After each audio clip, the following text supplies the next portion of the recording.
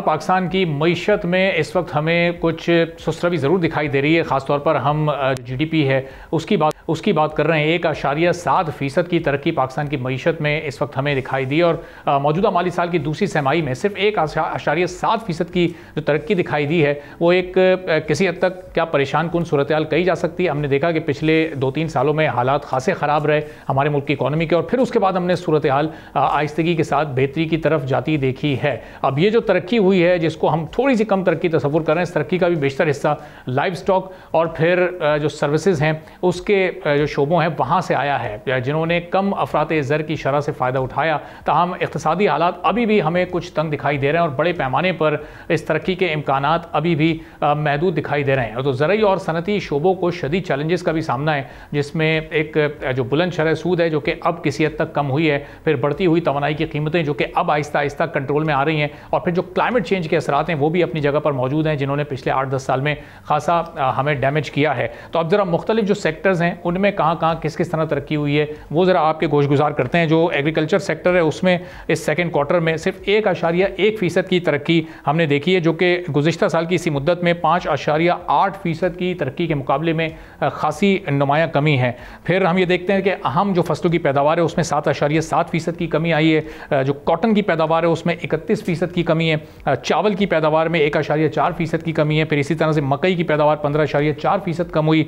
गन्ने की पैदावार में भी 2.3% की कमी हुई। यहाँ लाइव स्टॉक का शोबा वो तरक्की की जानिब बढ़ा है और उसमें 6.5% की तरक्की हमने नोट की है, और इसका फ़ायदा फिर खुश्क और सब्ज़ चारे की कम कीमत से भी हुआ, उसकी कीमतें कम हुई हैं। फिर जो इंडस्ट्री है उसमें हमने देखा है कि मुल्क में रोज़गार और जो रेमिटेंसेज हैं ज़ाहिर है वो उसका भी जो टैक्स कलेक्शन है उसका भी एक बड़ा ज़रिया है। दूसरी तिमाही यानी सेकंड क्वार्टर में हमें 0.2% तक ये भी थोड़ा सा श्रिंक होता नज़र आया है। फिर जो माइनिंग का शोबा है उसमें 3.3% की ये हमने कमी देखी है, जिसकी वजह तेल गैस और कोयले की पैदावार में कमी थी। फिर थोड़ा सा हम आगे बढ़ते हैं तो मैन्युफैक्चरिंग में 2.9% की कमी आई है। ख़ासतौर पर जो चीनी की पैदावार है वो भी 12.6% कम हुई है, और सीमेंट की पैदावार में भी हमने मामूली कमी नोट की है। सर्विसेज का शोबा अलबत्ता बड़ा बेहतरीन रहा है हमारी इकॉनमी के पॉइंट ऑफ व्यू से, और बेहतरीन कारकर्दगी दिखाने वाला ये शोबा है, जिसमें हमने 2.6% शरह नमू इस वक्त रिकॉर्ड की, और पिछले साल की इसी मुद्दत में ये 1.2% से ज़्यादा थी। यानी यहाँ पर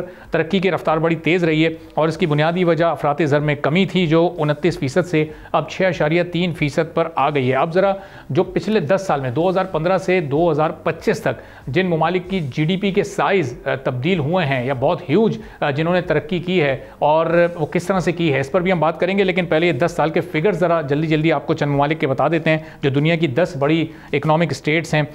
ख़ासतौर पर अमेरिका, जहाँ पर हमने 2015 में जीडीपी का साइज़ देखा $18,036 बिलियन, और 2025 में बढ़कर $29,840 बिलियन हो गया, यानी तकरीबन कोई 35 से 40% की का इंक्रीज़ हम इसमें देख रहे हैं। फिर चाइना की तरफ आ जाएं जो दुनिया की दूसरी बड़ी इकॉनमी है, $11,063 बिलियन 2015 में इनकी जीडीपी का साइज़ था, जो बढ़कर 2025 में $19,790 बिलियन तक पहुंच चुका है।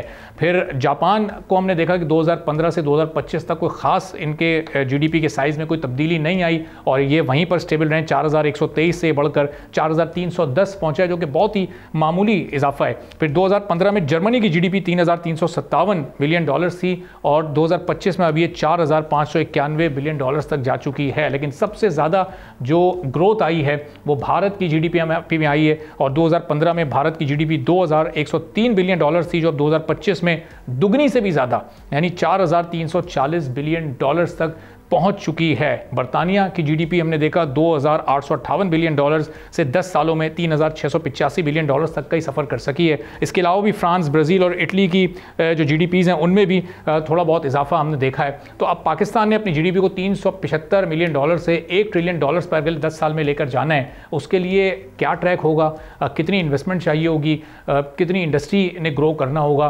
कितनी एक्सपोर्ट्स को हमें बढ़ाना होगा, और ये सब कुछ कैसे मुमकिन होगा। सब्सक्राइब करें और बेल दबाएं ताकि कोई खबर रह न जाए।